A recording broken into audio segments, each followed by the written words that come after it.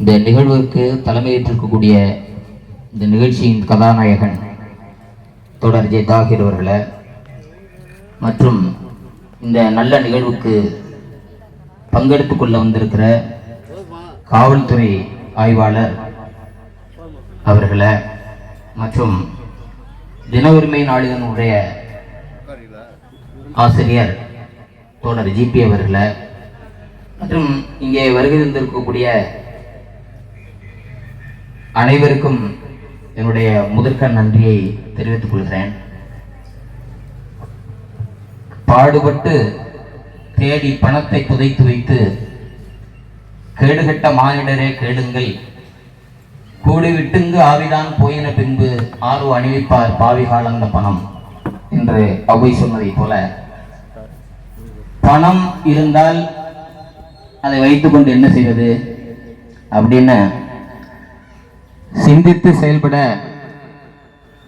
இயலாதவர்களுக்கு இயன்றதை செய்வோம் என்கிற ஒரு தார்மீக கோட்பாட்டை உள்வாங்கிக் கொண்டு அவருடைய முன்னாள் காலம் என்பது சிலவற்றை உங்களுக்கு சொல்லியாக வேண்டும் என்பதற்கு, ஏன்னா அவர் சொல்ல மாட்டார் அப்படிங்கிறதுனால நான் சொல்றேன். இப்போ இங்க நாங்க பேசுறத நீங்க கேட்கறதுக்கு வரல, ஆனாலும் சில விஷயங்களை நம்ம பேசணும் அப்படிங்கிறதுக்காக சில உண்மைகளை உங்களோடு நான் பகிர்ந்து கொள்கிறேன், அவ்வளவுதான். அதாவது அவர் பிள்ளைகள் படித்து கொண்டிருக்கிற பொழுது பொருளாதாரம் மிகவும் மோசமான நிலையில் தன்னுடைய பிள்ளைகளை அவர் படிக்க வைத்துக் கொண்டிருந்தார். அது இந்த பகுதியில் வாழக்கூடிய அனைத்து சமூக மக்களுக்கும் நன்கு தெரிந்த விஷயம் என்பதை நான் இங்கே சுட்டிக்காட்ட விரும்புகிறேன். அதுபோல ஒரு இடம், 2 இடம், 3 இடம் என மாறி மாறி மாறி தன்னுடைய இருப்பிடத்தை மாற்றிக்கொண்டே இருந்தார். காரணம், இருந்த இடங்களை எல்லாம் விற்று கொண்டும் அந்த இடத்தை விற்றுத்தான், இருந்த இடத்தை விற்றுத்தான் தன்னுடைய பிள்ளைகள் 2 பேரையுமே கல்வி நிலையங்களிலே அனுப்பி நல்ல கல்வியை கொடுத்தார். எதையொன்றையும் இழக்க தயாரில்லாதவன் பிரிதொன்றை அடைய முடியாது என்பதை போல நிறைய இழந்து தன்னுடைய பிள்ளைகளை நல்ல பகுத்தறிவுவாதிகளாகவும் பண்புள்ளவர்களாகவும் கல்வியாளர்களாகவும் உயர்த்தி காட்டினார். இப்பொழுது சென்னையில் உயர் நீதிமன்றத்தினுடைய வழக்கறிஞராக அவருடைய மகனார் தம்பி பிலால் அவர்களும், இப்போது அவருடைய மகள் வரவேற்புரை ஆற்றிய வாலண்டினா அவர்கள் சென்னையில் சட்டக்கல்லூரியில் எல்எல்பி படித்துக் கொண்டிருக்கிறார், ஒரு வழக்கறிஞராக ஹானர்ஸ்.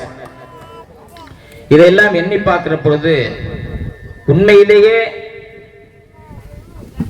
அந்த வறுமையின் அடியில் இருந்து அடுத்தடுத்த நகர்வை நகர்ந்ததனால் வறுமை என்றால் என்ன என்பதை உணர்ந்து கொண்டு நம்மால் இந்த மக்களுக்கு எதையாவது ஒன்றை செய்ய வேண்டும் என்று அவர் அடிக்கடி நாங்கள் பேசிக்கொள்வோம். அதுபோல எதையாவது ஒன்றை இந்த மக்களுக்கு சென்று விட்டுதான் போக வேண்டும் என்பதில் இது முதல் நிகழ்ச்சி என்றுதான் நான் எண்ணுகிறேன்.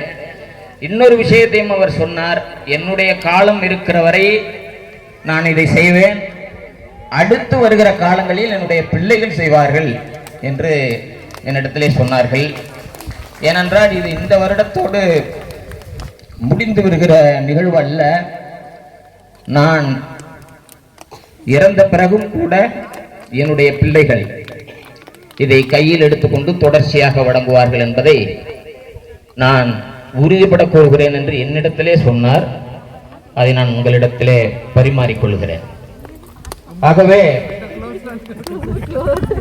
அவருடைய மனைவி, இந்த பொருள்களை எல்லாம் நாங்கள் சேமிக்கிற பொழுது சென்னை சென்றிருந்தோம். அவருடைய மனைவி இந்த புடவை வாங்குறதுக்காக போனோம் சென்னையில. அப்ப அவருடைய மனைவி ஃபாத்திமா அக்கா சொன்னாங்க, எப்படி புடவை தேர்வு செய்யலாம் என்கிற பொழுது ஒவ்வொரு